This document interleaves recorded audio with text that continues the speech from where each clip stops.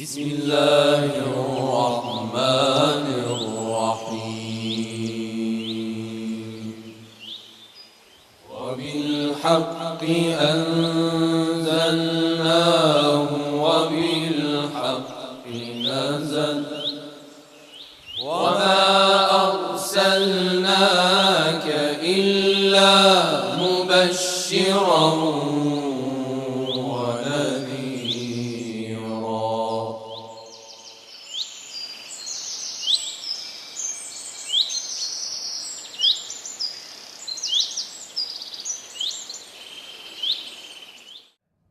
أعوذ بالله من الشيطان الرجيم بسم الله الرحمن الرحيم وصلى الله على سيدنا محمد وآله وسلم اللهم صل على محمد وآل محمد وعجل فرجهم. Assalamu alaikum wa rahmatullahi wa barakatuh. Que la paz y la misericordia del Creador de todo cuanto existe sea con todos ustedes, queridos hermanos y hermanas. Como bien ustedes lo saben, hemos estado desarrollando el tema que tiene que ver con el imamato, que es uno de los 5 principios de los fundamentos de la creencia islámica. Cuando nos adentramos en este tema, realmente hicimos unos ejercicios introductorios para poder entender el mismo, y es preciso y es interesante que el día de hoy lo aclaremos. Por ejemplo, tocamos el tema de lo que tenía que ver con los hadices que designaban y reafirmaban la existencia del imamato dentro de nuestra religión. Asimismo, discutimos sobre la etimología y el uso del término shia. Y de otra forma también hablamos de que el imamato es una cuestión divina. Entonces realmente hicimos estos 3 ejercicios como antelación a uno de los temas que es fundamental dentro del entendimiento de qué es el concepto y qué es el principio del imamato dentro de la creencia islámica, que como ya lo manifestamos anteriormente, realmente desciende del mismo principio de la profecía. Entonces hicimos ese ejercicio para adentrarnos en un tema que es más aclarador y un tema que nos precisa más y nos aclara más este fundamento dentro de la creencia de los musulmanes chiíes. Entonces hicimos la introducción de lo que tenía que ver con el uso y la etimología del término shia. Hablamos también de que el imamato es una cuestión divina, y de la misma forma hablamos de algunos hadices en los cuales nuestro querido y amado profeta Muhammad hablaba del imamato y enseñaba y otorgaba la cuestión del imamato para los musulmanes. Entonces el día de hoy nos vamos a ocupar de un tema que realmente, si bien es cierto, es muy importante hacer la antelación con estos temas ya mencionados, este es el tema que nos va a aclarar y este es el tema que nos va a permitir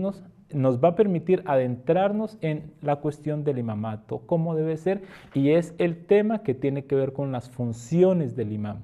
Realmente cuando nosotros estudiamos cuáles son las funciones del imam, cuáles son las tareas, cuáles son las labores, cuál es el ejercicio que debe desarrollar este imam designado por parte de Dios Todopoderoso para la umma islámica, ahí vamos a entender a profundidad la importancia y la necesidad de la misma, y ahí nos vamos a dar cuenta, haciendo un ejercicio lógico, de que realmente necesita la umma islámica de el imamato.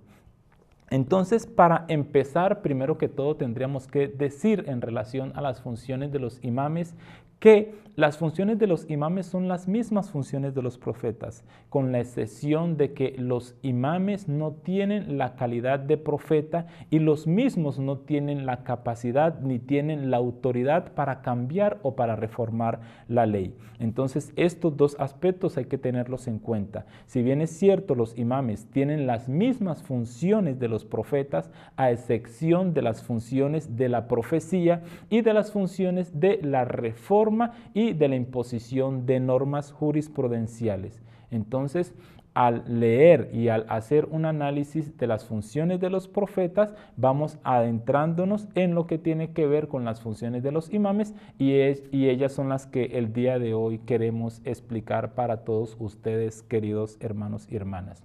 Realmente, una de las primeras funciones de los imames es lo que tiene que ver con la aclaración de los conceptos y de las explicaciones que se dan en el Sagrado Corán. Una de las funciones de los imames es dar a entender a la comunidad, dar a entender a la umma islámica todos los conceptos que están incluidos en el Sagrado Corán y todas las enseñanzas que en el mismo se transmiten. Entonces, esta sería una primera función. Una segunda función sería el hecho de aclarar las dudas para la comunidad en lo referente a las creencias y en lo referente a la religión. Los imames siempre, para orientar a la comunidad, explican de manera clara y tienen la función, tienen la obligación de explicar de la mejor manera lo que tiene que ver con las creencias, los fundamentos de la creencia dentro de la religión, así mismo como el concepto y los conceptos fundamentales de la religión. Entonces, esta vendría a ser una segunda función por parte de los imames. Una tercera función es el hecho de evitar de que la comunidad se extravíe. Realmente, los imames se encargan y se esfuerzan para que la comunidad, por las influencias de creencias externas o por los movimientos erróneos o extraviados que puedan surgir en la comunidad, no vaya a ser afectada. Entonces siempre están a la mira de que la comunidad no se desvíe, de que la comunidad no se extravíe. Entonces realmente esta vendría a ser una tercera función de los imames muy importante para proteger la religión del Islam. Entonces aquí hasta donde vamos hemos hablado de tres funciones. Vamos a tocar realmente, son muchas de las funciones de los imames, pero vamos a hacer un ejercicio de hablar de las 7 funciones más importantes. Hasta ahora hemos hablado de 3 funciones. La primera, dijimos, aclarar los conceptos y aclarar todo lo que tiene que ver con lo contenido en el Sagrado Corán. La segunda función es lo que tiene que ver con aclarar los fundamentos de la creencia islámica para la umma y la religión y los conceptos de la religión. Una tercera función es el hecho de evitar de que la comunidad se extravíe en relación a los conceptos doctrinales o en relación a la misma religión. Función o principio que realmente está relacionado con el segundo. Una tercera función una cuarta función, disculpen, para los imames vendría a ser el hecho de responder a las preguntas. Realmente es natural que en la comunidad, es natural que para el ser humano surjan preguntas, surjan cuestionamientos en relación a la religión, ya sean de tipo jurisprudenciales, ya sean de tipos doctrinales, ya sean en lo relacionado a lo moral o a la vida diaria del ser humano o a la relación con otras comunidades o otros grupos religiosos. Entonces es aquí donde viene el imán a guiar a la comunidad, a orientar a la comunidad para que y a contestar todo este tipo de cuestionamientos para que la comunidad siempre esté dirigida y el Islam se acreciente y el Islam se fortalezca como religión. Una quinta función es el hecho de educar al ser humano, de educar a la umma islámica. Nosotros siempre lo hemos manifestado, es muy importante para el ser humano progresar en todos los aspectos de su vida, progresar en lo espiritual, progresar en lo intelectual e inclusive progresar en lo material. Entonces es ahí donde los imames se encargan de educar a su comunidad, de orientar a su comunidad para el bienestar, para el desarrollo, para el progreso, para que siempre haya un mejor estar en la umma islámica. اللهم إني أسألك من أسمائك بأكبرها وكل أسمائك كبيرا اللهم إني أسألك بأسمائك كلها. Luego nos encontramos realmente con otras dos funciones o con otras tres funciones que las mismas tienen un índole político o un índole social, como son el hecho de establecer la equidad, la justicia y establecer los gobiernos justos dentro de la comunidad islámica y dentro de los territorios islámicos, que algunos lo denominan como la dirigencia política, el hecho de que haya justicia, el hecho de que haya equidad y el hecho de que haya seguridad pública dentro de la comunidad islámica y dentro de los territorios islámicos. Otra función que viene a ser parte de las funciones que ejercen los imames, que están relacionadas con las funciones que ejercen los profetas, es el hecho de proteger y de defender los territorios islámicos, las riquezas y los bienes islámicos de la umma islámica en relación a los enemigos del Islam. Entonces, cuando hay una agresión, cuando hay un peligro para la umma islámica o cuando hubo un peligro para la umma islámica, siempre los imames, siempre los sucesores del profeta Muhammad estaban pendientes al acecho para proteger los territorios y organizar y orientar a la comunidad en torno a ello, a proteger los territorios, a proteger las riquezas y a proteger las mujeres y los infantes y los ancianos dentro de la umma islámica para que no fuesen a ser oprimidos o no fuesen a ser avasallados por parte de los enemigos de las comunidades islámicas, queridos hermanos. Entonces es así, queridos hermanos, como lo manifestamos al inicio de nuestra charla. Cuando una persona hace un análisis de todas las funciones que tienen los imames y de todas las funciones que tienen los sucesores del profeta Muhammad, realmente llega a la conclusión y llega a la firme y a la determinante conclusión de que se necesita de un sucesor, de que la umma islámica necesita de un imam y que este imam debe tener unas condiciones especiales, porque realmente, a pesar de que el profeta Muhammad cumplió con su función como profeta, y ello lógicamente todos lo sabemos y todos los musulmanes lo aceptamos que fue así y creemos en ello, realmente necesita la umma islámica de una orientación, de una guía, y eso se acepta por parte de todas las escuelas de pensamiento dentro de la religión islámica, con excepción de los conceptos o de las cualidades y las calidades de que debe tener este imam. Entonces la escuela shia habla en relación a estas cualidades y habla en relación a estas calidades de las cuales nos vamos a ocupar en nuestras charlas continuas. Entonces, llega uno a la conclusión, llega la persona que hace un estudio, un análisis detallado de cada una de estas funciones, de que no podría sobrevivir la umma, de que no podría orientarse la umma como debe ser,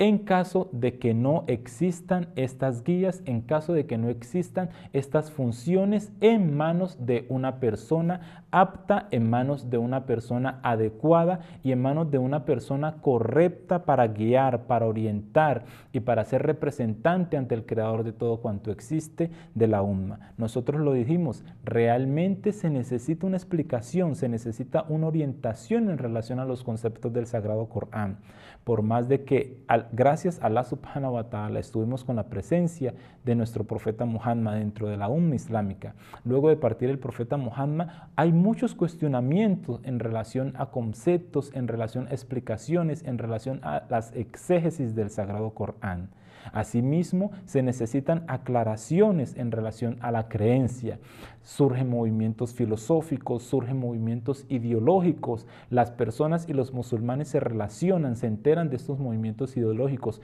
Vienen cuestionamientos a la comunidad. Lógicamente se necesita de una persona que tenga las cualidades, que tenga las capacidades para aclarar esos conceptos y para reafirmar los conceptos y los fundamentos de la doctrina islámica para la comunidad.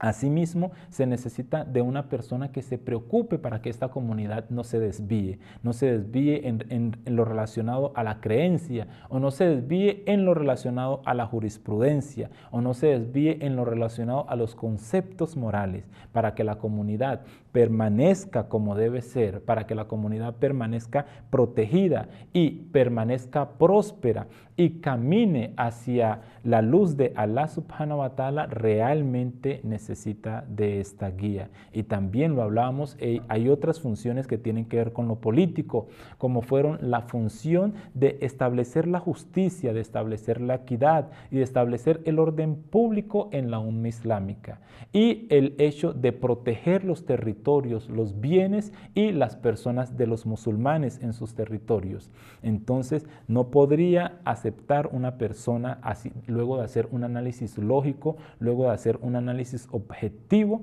que no necesita la umma islámica de un imam, de una guía. Ya luego viene la discusión de quién elige y de cómo se elige esta guía, de quién elige y de cómo se elige este líder y este orientador, que lógicamente nosotros ya dimos las explicaciones al respecto cuando dimos la explicación de lo que tenía que ver con la sintaxis y el uso de la palabra shia, de los hadices que hablaban en relación al imamato, y asimismo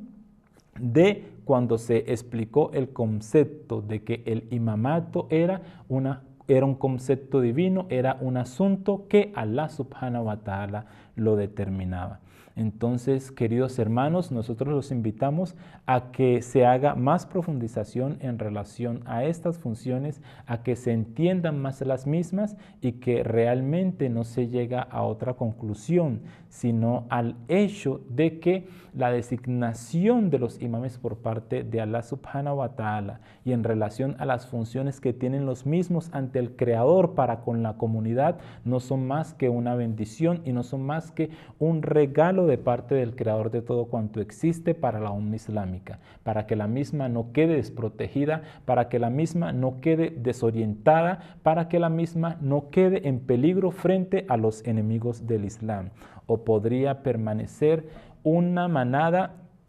de corderos sin un pastor que las guíe, las oriente, las proteja, y alguien que se encargue de salvaguardarlas del peligro de los enemigos. Eso en la mente de un ser humano no podría caber cuando se hacen análisis objetivos y se hacen análisis lógicos. Entonces, esa es nuestra invitación, a entender estas funciones y a profundizar estas funciones de parte de los imames para entender la grandeza de este regalo de parte del Creador de todo cuanto existe. No siendo más por hoy, nos despedimos de ustedes. Wassalamu alaikum wa rahmatullahi wa barakatuh. ربنا ولا تحملنا